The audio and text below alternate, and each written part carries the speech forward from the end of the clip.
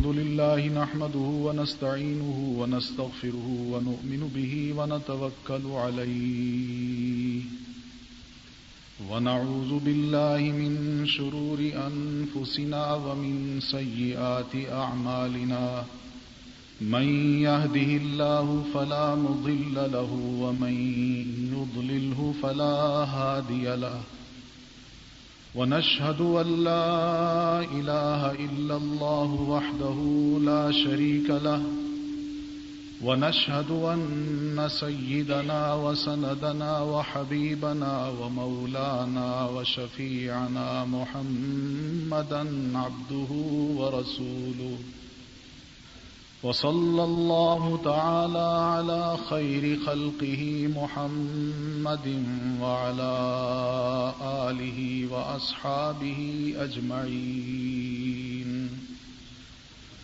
أما بعد فإن أحسن الحديث كتاب الله وأحسن الهدي هدي محمد صلى الله عليه وسلم وشر الأمور محدثاتها فإن كل محدثة بدعة وكل بدعة ضلالة وكل ضلالة في النار.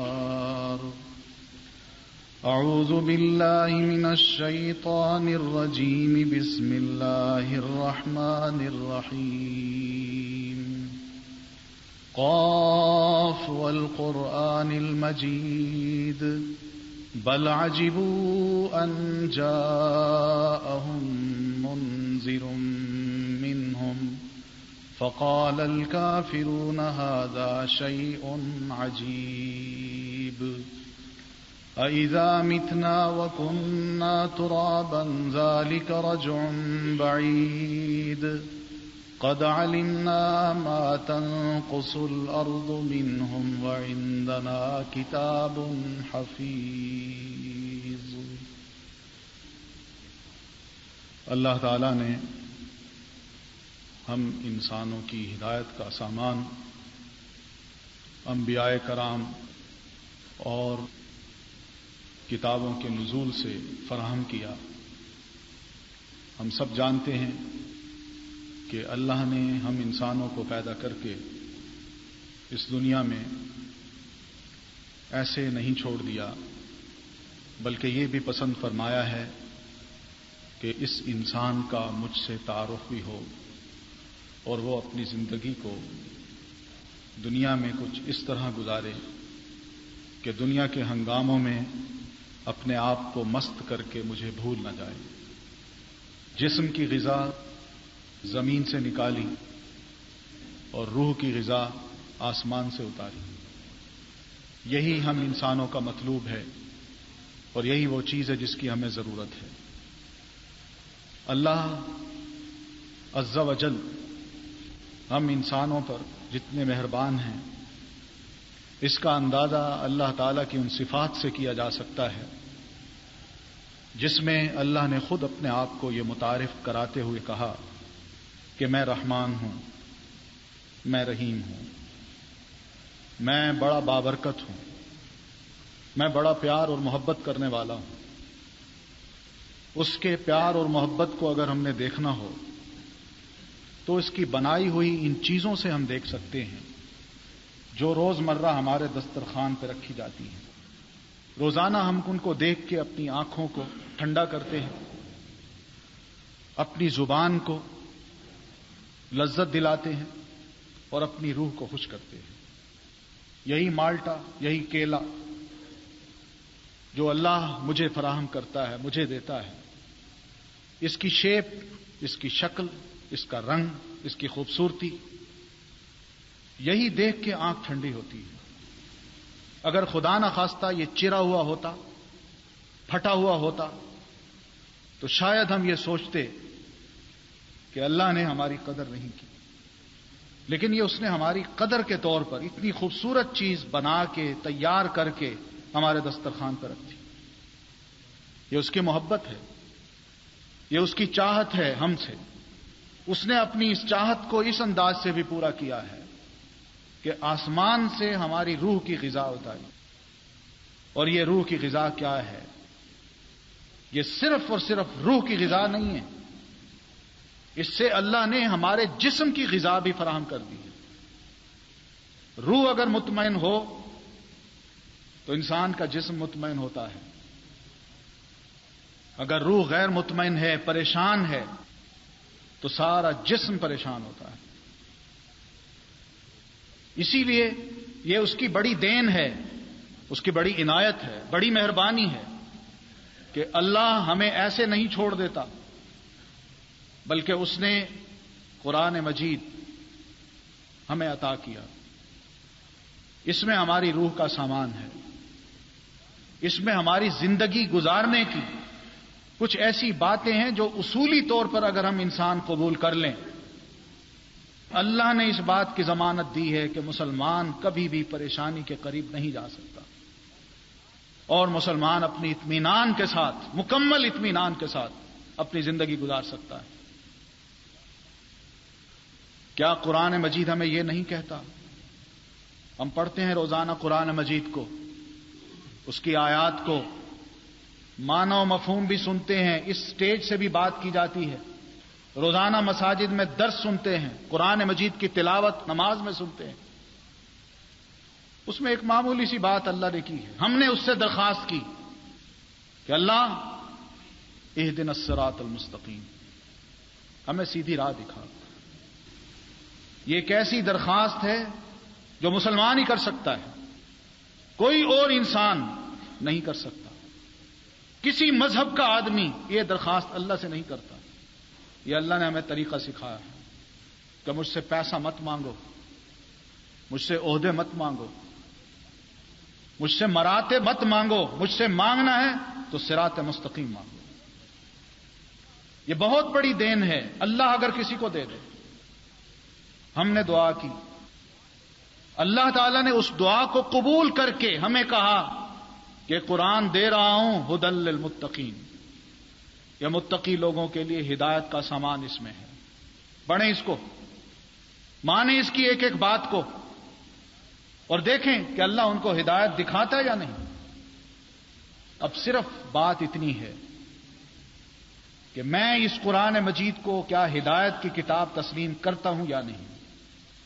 ہم روز مرہ کے اصولوں کو اپنی ذات پہ، اپنے ماحول میں امپلیمنٹ کرتے ہیں. ہم یہ جانتے ہیں کہ میں اگر کہیں بیٹھا ہوں تو کھانا چل کے میرے پاس نہیں آتا، کھانا خود اٹھتا نہیں، کھانا ٹوٹ کے، ٹکڑا بن کے میرے منہ میں نہیں آتا،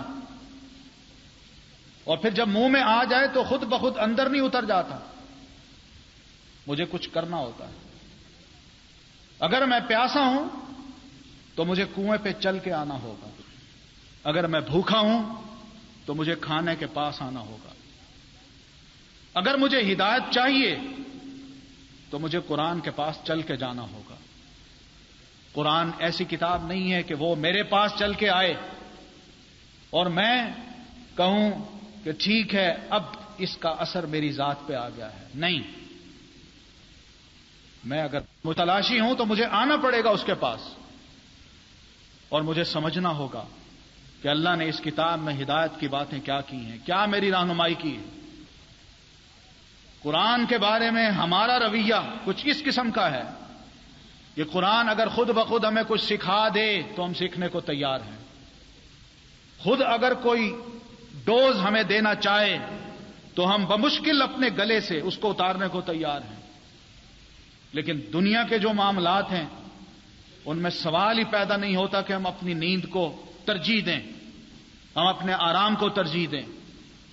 ہم اپنی نیند کو بھی ایک طرف کر دیتے ہیں، آرام کو بھی ایک طرف کر دیتے ہیں، اور اپنے آپ کو مشکلات میں ڈالنا ہو، رسک میں ڈالنا ہو تو وہ بھی ڈال دیتے ہیں تاکہ یہ چیز ہمیں حاصل ہو، یہ چیز مل جائے. لیکن سوال اتنا ہے کہ قرآن مجید کو حاصل کرنے کے لیے ہم نے کتنے رسک لیے ہیں، کتنی مشکلات اٹھائی ہیں. یہ ایک سوال ہے قرآن مجید کا ہم سے، مجھ سے، آپ سے. وہ پوچھتا ہے مسلمانوں کا یہ ملک ہو، مسلمانوں کی اتنی بڑی آبادی ہو، جگہ جگہ مساجد ہوں، جگہ جگہ اللہ رسول کی باتیں سنائی جائیں، لیکن ان کی ریشو، قرآن مجید پڑھنے والوں کی تعداد اس ملک میں، آپ کے علم میں ہونی چاہیے یہ بات کہ اس وقت کا ایک سروے کہ اس ملک کے 99% مسلمانوں کی جو حالت ہے وہ کیا ہے۔ قرآن مجید کے ساتھ صرف ہمارا زبانی تعلق، عملی نہیں، زبانی، وہ کتنا ہے۔ ایک سروے ہے جو یہ بتاتا ہے کہ ہمارے ملک کے 98% لوگ جو مسلمان ہیں، 98% ان میں سے قرآن پڑھنا نہیں جانتے۔ پوچھ لیجئے اپنے آپ سے، اپنے گھر کو دیکھ لیجئے، اپنے آپ کو دیکھ لیجئے، اپنی اولاد کو دیکھ لیجئے، اپنے بہن بھائیوں کو، رشتہ داروں کو دیکھ لیجئے، کون ہے جو قرآن مجید کی تلاوت کرتا ہے؟ کون ہے جو قرآن مجید کی صحیح تلاوت کرنا جانتا ہے؟ سمجھنا تو بات کی بات، اس کا ترجمہ جاننا، اس کے مفہوم کو سمجھنا، یہ تو بات کی باتیں ہیں۔ ہمارا تعلق صرف زبانی طور پر قرآن مجید سے کتنا ہے ہمیں پتا ہے۔ دنیا کو ہم نے یہ باور کرا رکھا ہے کہ ہم جیسا مسلمان شاید دنیا میں کہیں ملتا ہی نہیں۔ ہم ایکسٹریمسٹ ہیں، ہم فنڈامنٹلسٹ ہیں، ہم بنیاد پرست ہیں۔ دنیا نے بھی ہمیں تانے دیے اور ہم نے بھی اس کو قبول کر لیا، اور حالت اپنی کیا ہے؟ قرآن سے زبانی تعلق بھی نہیں۔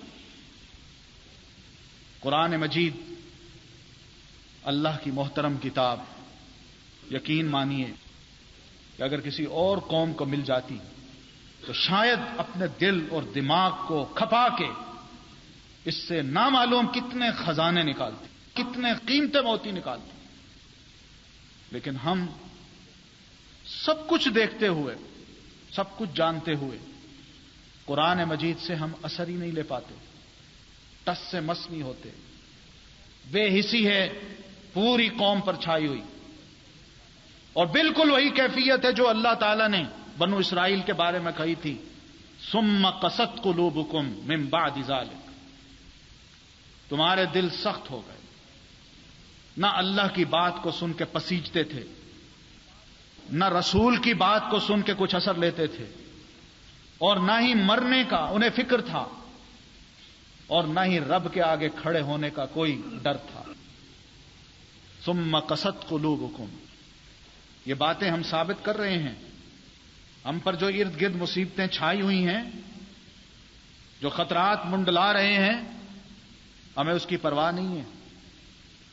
ہم مناتے ہیں وہی بسنت، وہی کام جو غیروں نے کیے ہیں۔ کوئی اثر نہیں ہمارے میڈیا پر، نہ ہم پر۔ ہم نے اپنے گھر میں کیبلز بھی لگائیں، ڈش بھی لگا دی، ٹی وی بھی گھر میں رکھا، سب پروگرام دیکھے۔ رمضان آیا، اس کا بھی کوئی اثر نہیں ہوا۔ ان دنوں مسلمانوں پر بمباری ہو رہی تھی، مسجدیں ہماری ویسی ہیں۔ رمضان جو ہی جاتا ہے، عید کی شب کو جو کچھ ہم نے کیا ہمیں علم ہے۔ پھر اس کے بعد سے لے کر اب تک جو کچھ ہم کر رہے ہیں بے حسی ہے۔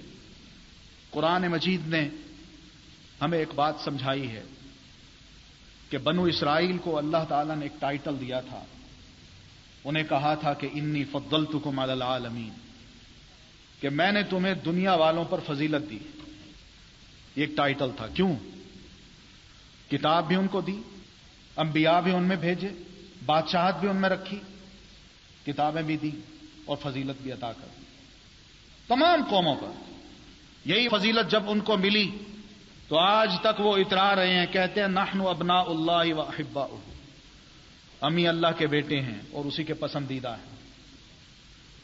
آج بھی اسرائیلی وزیر اعظم اسی قسم کے الفاظ کہتا ہے کہ اس وقت بھی یہودی اللہ کی محبوب ترین قوم ہے، ہم پسندیدہ قوم ہے، کوئی قوم نہیں ہے جو اللہ کی پسندیدہ ہو۔ پڑھا ہے ہم نے اخبارات میں۔ قرآن نے کہا انی فضلتکم علی العالمین۔ کیوں؟ ابراہیم علیہ السلام کی ایک دعا تھی۔ ابراہیم علیہ السلام کو اللہ تعالیٰ نے چند باتوں میں آزمایا، ان کی آزمائش کی، ان کے امتحانات لیے۔ قرآن کہتا ہے فَأَتَمَّهُنَّ، وہ ان امتحانات میں کامیاب ہو گئے. اللہ نے ان امتحانات کی کامیابی پر انہیں مبارکباد دیتے ہوئے یہ کہا کہ میں آپ کو ایک انعام دینا چاہتا ہوں. انعام کیا ہے؟ کہ انی جاعلک للناس اماما، کہ میں آج کے بعد آپ کو دنیا بھر کے آنے والے انسانوں کا امام بنا رہا ہوں. انعام مل گیا، لیکن ملنے سے پہلے ابراہیم علیہ السلام پھر سوال کرتے ہیں، اللہ ومن ذریتی، کیا یہ انعام میری اولاد میں بھی باقی رہے گا؟ اللہ نے فرمایا لا ینال عہد الظالمین، انعام رہے گا لیکن تمہاری اولاد میں جو ظالم ہوگا نا اس کو انعام نہیں دوں گا، اس سے یہ چھین لوں گا، اس سے یہ اعزاز چھین لوں گا. تمہید یہ باندھی. پھر بنو اسرائیل کا ذکر کیا. انہیں کہا میں نے تمہیں فضیلت دی، ان کو مل گئی. لیکن یہی وہ لوگ تھے جن کی تاریخ قرآن نے بھی بیان کی ہے، اور سیرت کی کتاب اگر پڑھیں تو اس دور کے جو یہودی تھے نبی علیہ الصلاۃ والتسلیم کے، انہوں نے بھی جو رویے نبی علیہ الصلاۃ والتسلیم کے ساتھ، اسلام کے ساتھ اپنائے، اس کا ذکر بھی ہمیں سیرت میں ملتا ہے. ہوتا کیا ہے؟ کیوں اللہ کے رسول کو نبی بنایا گیا؟ کیوں انہوں نے اس کو تسلیم نہیں کیا؟ وہ کہا کرتے تھے یہ ہماری پراپرٹی ہے، نبوت، سیادت، قیادت یہ ہماری پراپرٹی ہے، کوئی اس کو نہیں لے سکتا. وہ یہ کہا کرتے تھے. اللہ کے رسول جب آئے انہوں نے کہا ہم نہیں مانتے. وہ اس لیے کہ ہم بنو اسرائیل، نبوت ہمارے اندر رہنی چاہیے تھی، ہم سے نکل کے ادھر کیسے چلی گئی؟ ہم نہیں مانتے اس کو. قرآن نے ان کو کہا یہ بات کہی گئی تھی پہلے کہ تم میں جو ظالم ہوں گے ان کے لیے اللہ کا یہ وعدہ نہیں ہے، وعدہ ان کے لیے جو فرما بردار ہیں. تو لہذا اب تمہاری ساری ہسٹری، تمہاری یہ تاریخ ہے کہ تم یہ پڑھو کہ ہم نے تم پر یہ انعام کیا، تمہیں دشمن سے نجات دی، تمہارے لیے سمندر کو پھاڑا، آسمان سے من و سلوہ اتارا، تمہیں یہ نعمتیں عطا کی، تمہیں ایک ایسے شہر سے نکال کے ایسے مقام پہ لے گیا جہاں تم آزادی سے پھر سکتے تھے، جہاں تم رہ سکتے تھے، جہاں تم آزادی سے اللہ کی عبادت کر سکتے تھے. تمہیں ایسے مقام پہ بھی اللہ لے گیا. لیکن تم نے کیا کیا؟ تمہاری تاریخ یہ بتاتی ہے کہ تم مسلسل اللہ تعالیٰ کو ناراض کرتے رہے. تم نے انبیاء کو قتل کیا، تم نے کتابوں کو ڈسٹارٹ کیا، تحریف کی، اور پھر اس کے علاوہ جو حق بات تمہارے سامنے کہتا تھا تم اس کو قتل کر دیتے تھے. ہم نے اس لیے یہ عہدہ چھین لیا ہے. یہ عہدہ چھین کے اللہ نے کس کو دیا؟ اس امت کو دیا. نبی علیہ الصلاۃ والتسلیم کے ذریعے ہمیں کہا کہ کن تم خیر امت، تم بہترین امت ہو. یہ ہمیں کہا ہے اللہ تعالیٰ نے. لیکن یہ خیر امت کا ٹائٹل اللہ نے ہمیں دیا، لیکن ساتھ ایک بات یہ کہی کہ ٹائٹل دے رہا ہوں، ایک مشن بھی سپرد کر رہا ہوں. اس مشن کو تم نے جب تک اپنائے رکھا، آگے بڑھائے رکھا، تم خیر امت رہو گے، ورنہ یہ ٹائٹل بھی چھین لوں گا. وہ مشن کیا تھا؟ کہ اخرجت للناس، تمہیں اللہ نے لوگوں کے لیے نکالا ہے، ایک مثال بنا کے تم لوگوں کو جیتا جاگتا اسلام پیش کر سکتے ہو اپنے عمل سے. غیروں کو انہیں بتا سکتے ہو کہ ایک معقول انسان دنیا میں کس طرح جی سکتا ہے اور دین پر عمل کرنا اس کے لیے کس قدر آسان ہے. تم یہ بتا سکتے ہو. اخرجت للناس، یہ ایک مشن تھا، قرآن نے ہمیں یہ دیا. اب یہی ایک سوال ہے قرآن کا آج ہم سے کہ کیا ہم نے یہ مشن پورا کیا؟ ایک سوال ہے. سوچنے کی بات یہ ہے کہ اللہ نے بھی ہم پر وہی نعمتیں نازل کی، ہمیں بھی سب کچھ دیا. پاکستان جب نہیں تھا تو ہم کیا تھے؟ پاکستان بنا تو ہم کیا بن گئے؟ فریج ہوتے تھے، یہ پنکھے ہوتے تھے، لائٹس ہوتی تھی، یہ اتنے پکے مکان ہوتے تھے، اتنی خوبصورت سڑکیں ہوتی تھی، کچھ نہیں تھا. اللہ نے پھر بھی بہت کچھ دے دیا. اس سب کچھ کو پانے کے بعد سوال قرآن کا یہی ہے کہ کیا تم نے اس مشن کو پورا کیا؟ آج جو ہمارے حالات ہیں، رزلٹ اگر دیکھیں تو ہمیں یہی پتہ چلتا ہے کہ ممبر و محراب کا کام، مساجد و مدارس کا کام، الا ماشاء اللہ معاشرے میں چلنے والی جو تحریکیں ہیں ان کے مقابل میں ان کا کام، ان کے ریزلٹس انتہائی تھوڑے ہیں اور کم ہیں اور ناکام ہیں۔ حالات اس وقت ہمارا منہ چڑھا رہے ہیں۔ پاکستان کو پانے کے بعد 55 سال ہم نے جو کچھ کیا ہے، آج وہ بیج تناور درخت بن گیا ہے۔ حالات ہمارے سامنے ہیں۔ دنیا کو ہم نے باور کرایا کہ ہم ڈھول تھے، اس کا پول کھول کے دیکھ لیجئے، ہم یہ ہیں، ہم وہ کرتے ہیں۔ ہم ہی نے اس اسٹیج پہ کھڑے ہو کے دنیا کو مکے دکھائے، ہم ہی نے اس اسٹیج پہ کھڑے ہو کے اپنی آنکھوں میں خون اتارا، پھر بات کی، ہم ہی نے اسلام کو اس طرح پیش کیا۔ ہمارا ایجوکیشن سسٹم، تعلیمی نظام ہو، اقتصادی نظام ہو، اس میں بھی ہم مات کھا گئے۔ آج ایک باپ ہونے کی حیثیت سے میرے پاس اتنی فرصت نہیں کہ میں اپنے بچے کو اسکول بھیجتا ہوں، شام کو گھر آتا ہوں تو کم از کم 5-10 منٹ اپنے بچے سے یہ پوچھ سکوں، بیٹا آج اسکول میں کیا پڑھا، کیا سیکھا، کوئی اچھی بات میں اس کو سکھا سکوں۔ میرے پاس اتنی توفیق بھی نہیں۔ گویا کہ ہم نے اپنی نسلیں ان کے حوالے کر دی۔ ہماری مائیں، ہماری بہنیں، ہماری بیٹیاں، ان کی تعلیم کا جو بندوبست ہم نے کیا وہ یہی کیا کہ ان کو انگلش اسکولوں میں بھیجا جائے لیکن دین نہ پڑھایا جائے، بچوں کو اسکولوں میں بھیجا جائے لیکن دین سے دور رکھا جائے، اس لیے کہ اس کا معیار ہی کیا ہے، اسکوپ ہی نہیں ہے۔ میرا بیٹا مولوی بن جائے، میں مولوی کا باپ کہلاؤں، یا میں مولوی کہلاؤں، حافظ قرآن کہلاؤں، اس کا اسکوپ ہی نہیں ہے۔ ہم نے تو حافظ قرآن، جس کا مقام اللہ کی نظر میں اتنا بڑا ہے، ہم اندازہ نہیں کر سکتے۔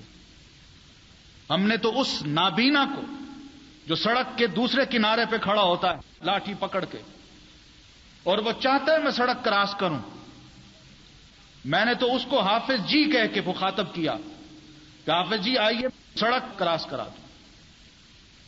میں نے تو قرآن مجید کو یہ مقام دیا کہ معاشرے کے وہ لوگ جو نابینا ہوں، جو لولے لنگڑے ہوں، جو کچھ کرنے کے قابل نہیں، میں ان کو بناؤں حافظ، ان کو سمجھوں حافظ، ان کو بناؤں مولوی، دین کا عالم، اور میرا بیٹا جو صحیح سالم ہے، اللہ نے اس کو دماغ دیا ہے، صلاحیتیں دی ہیں، میں اس کو دوسری طرف لگاؤں۔ ہم دیندار ہوتے ہوئے یہ کام جب کریں گے تو رزلٹ تو یہی ہوں گے۔ ہمارے سامنے جو کچھ ہوا ہے کیا تھا؟ افغانستان پر بمباری ہو رہی ہے، کتنے ہم نے احتجاج کیے ہیں، کتنی ان کے لیے دعائیں کی ہیں، کتنا ہم ان کی اس مصیبت میں شیئر کر سکے ہیں۔ ہم تو ویسے رہے، اس لیے کہ ہم جانتے ہی نہیں یہ مصیبت کیا ہوتی ہے، ہم پر ٹوٹی نہیں، ہم بے وقوف ہیں کہ ان کی مصیبت کو اپنی مصیبت بنا کے اپنے حال کو خراب کریں۔ خوش رہو، جب مصیبت پڑے گی پھر دیکھیں گے، ہمیں کیا پتا کہ قتل کیا ہوتے ہیں، بمباریاں کیا ہوتے ہیں، ہلاکتیں کیا ہوتی ہیں، ہمیں کیا پتا۔ یہ ساری صورتحال جو اس وقت ہمارے سامنے ہے، ایک سوال ہے قرآن مجید کا کہ کیا یہ خیر امت اس سوال کا جواب دے رہی ہے یا نہیں؟ یہ سوچنے سے تعلق رکھتی ہیں باتیں۔ پھر دوسری بات یہ ہے، ہم قرآن مجید سے جتنا دور ہو جائیں، لیکن یقین مانیے کہ غیر مسلموں نے اب یہ تہیہ کر لیا ہے، اب عالمی سطح پر ان کا یہ فیصلہ ہے کہ ہم قرآن مجید پر بھی پابندی لگا دیں۔ اس کو مسلمان نوجوانوں کو یا مسلمانوں کو ان کے کالجوں میں، ان کی یونیورسٹیوں میں مت پڑھایا جائے، اس کو دور کر دیا۔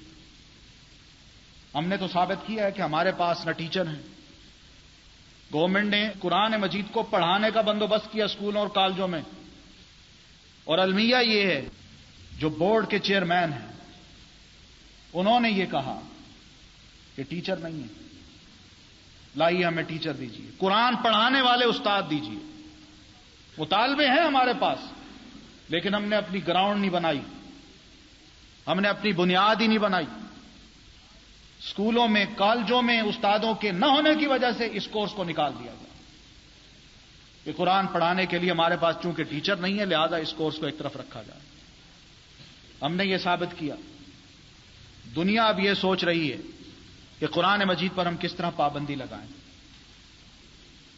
آپ کو اگر یاد ہو یا کسی نے یہ آرٹیکلز پڑھے ہوں، اخبارات میں آئے ہیں، انگلش میگزینز میں، کہ 11 سپٹمبر سے پہلے فلسطین میں جو رائٹس ہو رہے ہیں، وہاں پر جیوش جو پرائم منسٹر ہے، اس نے یاسر عرفات کو اور ان کی گورنمنٹ کو مجبور کر دیا تھا اس قرآن مجید کو اپنے کالجز میں اور یونیورسٹیوں میں مت پڑھواؤ، کیونکہ یہی قرآن مجید ہے جو تمہارے نوجوانوں کو اریٹیٹ کرتا ہے، ابھارتا ہے کہ یہ یہودی ہیں، ان کا یہ کردار ہے، اس لیے اس کو بند کرو۔ یہی وجہ ہے کہ تمہارے نوجوان ایکسٹریمسٹ بن رہے ہیں۔ اس نے مجبور کیا، اور خبریں یہی تھیں کہ انہوں نے پابندی لگا دی۔ فلسطین میں اپنے مسلمان نوجوانوں کو محروم کر دیا گیا کہ قرآن مجید کو مت پڑھو۔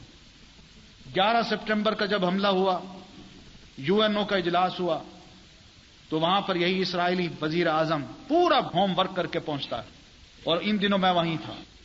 اس نے وہاں پہ UN کے اجلاس میں جو باتیں کی، ان میں ایک بات یہ بھی تھی، ہم مسلمانوں کو مارتے ہیں تو دنیا ہمیں ملامت کرتی ہے، مشتعل کرتی ہے، اس قرآن پہ پابندی لگائی جائے۔ اس نے کہا دلائل میں دیتا ہوں۔ پہلی بات یہ ہے کہ قرآن مجید اپنے مسلمانوں کے سوا دنیا میں 3 قسم کے مذاہب کو تسلیم کرتا ہے: یہودیت، عیسائیت اور مشرک، اور تینوں کی مذمت میں قرآن مجید میں باتیں ہیں۔ اس نے آیات پڑھی، کوٹ کی، اور کہا یہودیوں کو یہ کہا گیا ہے، کیا اس سے مسلمان نوجوان میں نفرت نہیں ہوگی؟ عیسائیوں کے بارے میں یہ کہا گیا ہے، کیا اس سے عیسائیوں کے بارے میں مسلمان نوجوان میں نفرت نہیں پیدا ہوگی؟ اور مشرکوں کے بارے میں یہ کہا گیا ہے۔ اس نے کہا جوز ہم ہیں، دنیا میں زیادہ تر لوگ کرسچن ہیں، اور پھر مشرک یہ China, Japan, Philippines, south Korea, یہ سارے جو بت پرست قومیں ہیں، یہ سب قرآن کی نظر میں مشرک ہیں۔ اس نے نام لے لے کے جب ملکوں کے بتائے ان کو، اب رد عمل جو تھا وہ یہی تھا کہ واقعی مسلمان خطرناک قوم ہے، یہ ایکسٹریمسٹ ہیں، یہ سب کچھ انہوں نے کیا۔ یہی اس کا نتیجہ تھا کہ بل کلنٹن نے جدہ میں ایک کانفرنس ہوئی، تعلیمی کانفرنس، اس میں جا کے سعودی گورنمنٹ سے مطالبہ کیا کہ اپنے کورس کو تبدیل کرو۔ سعودیوں نے کہا یہ ہمارا معاملہ ہے، کتاب ہے، اللہ کی کتاب، اس پر تو ہم اپنی جان دے سکتے ہیں، یہ ہماری گائیڈ بک ہے، ہم اس کو نہیں چھوڑ سکتے، اور اس معاملے میں آپ ہم سے کوئی مداخلت مت کریں۔ لیکن ان کے مطالبے ہیں، وہ کر رہے ہیں۔ سوال یہ کہ ہم کیا کر رہے ہیں؟ وہ تو اتنی گہرائی میں جا کے ہماری جڑوں کو کاٹنے کی کوشش کر رہے ہیں۔ ہمارے پاس کیا ہے؟ ہم نے کتنی تیاری کی ہے؟ ہم چھوٹے چھوٹے مسائل میں الجھ گئے اور غیروں نے ہمیں الجھایا ہے، اور وہ ہماری کمزوری سمجھ چکا ہے کہ مسلمان چھوٹی بات کو اہم سمجھتا ہے اور اہم بات کو غیر اہم سمجھتا ہے۔ اس لیے غیر اہم باتیں جو ہیں ان کے درمیان اٹھاؤ تاکہ یہ اہم باتوں کو بھول جائیں، اس لیے کہ جذباتی لوگ ہیں۔ انہوں نے یہ مطالبے کیے، وہ کر رہے ہیں، پہنچ رہے ہیں، اور اس نے کہا ہے اسرائیلی وزیر اعظم نے کہ اب ہم مسلمانوں کے ایک ایک ملک میں پہنچیں گے۔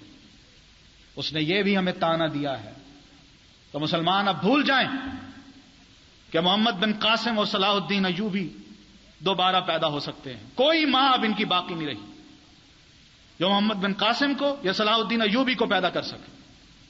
اب تانے سننے کے لیے ہم رہ گئے ہیں باقی، جواب دینے کے لیے ہمارے پاس کچھ نہیں۔ کچھ کرنا چاہیے، کچھ نہ کچھ ہونا چاہیے۔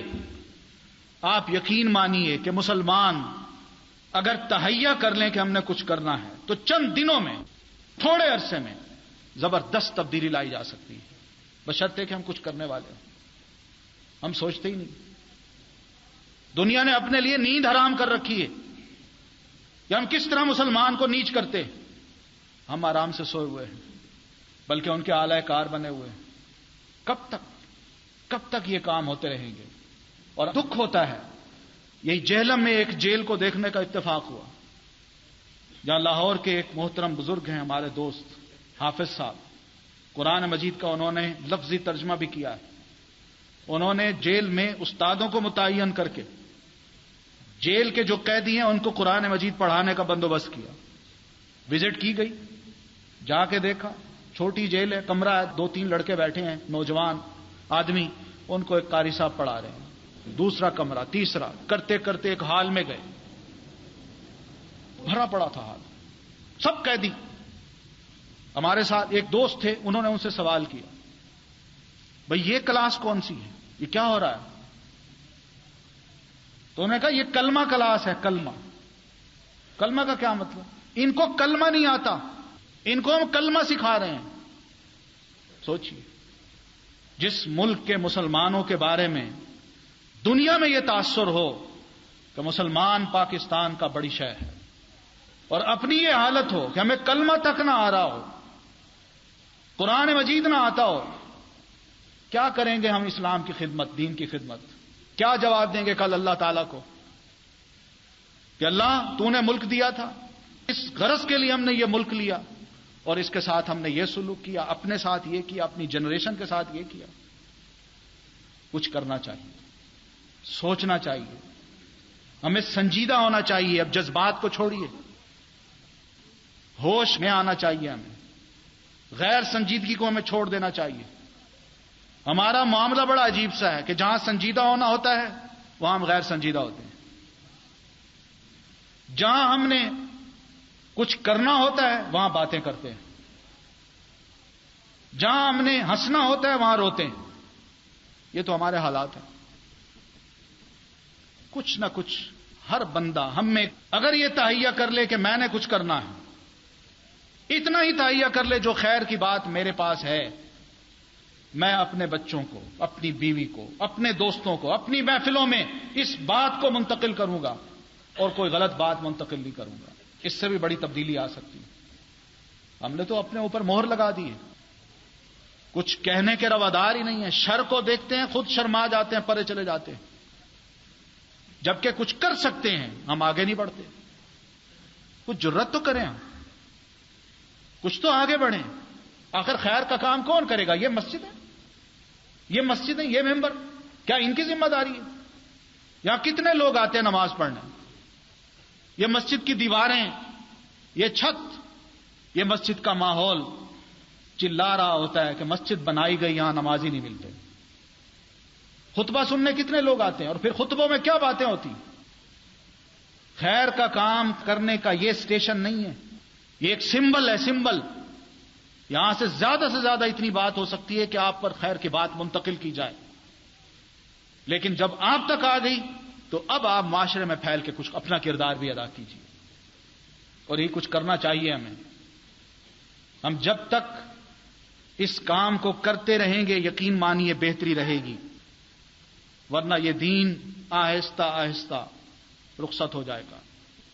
ہمارے بچے نہیں جانتے کہ اللہ کے رسول صلی اللہ علیہ وسلم کی سیرت کیا تھی، ہم خود نہیں جانتے۔ ہمیں یہ پتہ نہیں کہ حضرت عائشہ ام المومنین تھیں یا حضور صلی اللہ علیہ وسلم کی بیٹی تھی۔ ہم آپ کی جو بیٹی ہے اس کو بیوی بنا دیتے ہیں، جو بیوی ہے اس کو بیٹی بنا دیتے ہیں۔ یہ تو ہماری معلومات ہیں دین کی حد تک۔ قرآن مجید کے بارے میں ہم کچھ نہیں جانتے۔ یہ زیادتی ہے، بہت بڑی زیادتی۔ کچھ خیر کی طرف ہمیں آنا چاہیے۔ بنا دیجئے حلقے اپنے اپنے گھروں میں، وقت کر دیجئے ایک ایک کمرہ، اور بٹھا لیجئے وہاں محلے کے کوئی قاری صاحب، عصر کے بعد سے لے کر مغرب تک 1 گھنٹے کے لیے کمرہ دے دیجئے، بلائیے محلے کے بچوں کو، مجبور کیجئے قاری صاحب کو، خود انوالو ہوئیے، ان کی تربیت کریں، ان کو پڑھائیں۔ کیا ہے 500، 1000، 2000 روپے کیا چیز ہے؟ مہینے میں اگر ان کی خدمت ہو جائے تو کم از کم دین تو ہمارے بچے سیکھیں گے. کوئی نماز ہی سکھا دیں, کوئی دعائیں سکھا دیں. غلط کاموں کے لیے تو ہمارے پاس بڑا پیسہ ہے, لیکن اچھے کاموں کے لیے ہمارے پاس نہ سوچ ہے نہ پیسہ. کچھ آگے بڑھیں, کچھ کام کریں. یہی کام ہیں جو کل قیامت کو یا مرنے کے بعد فائدہ دیں گے. یقین مانیے باقی کوئی چیزیں نہیں ہیں, کچھ حیثیت نہیں ہے ان کی.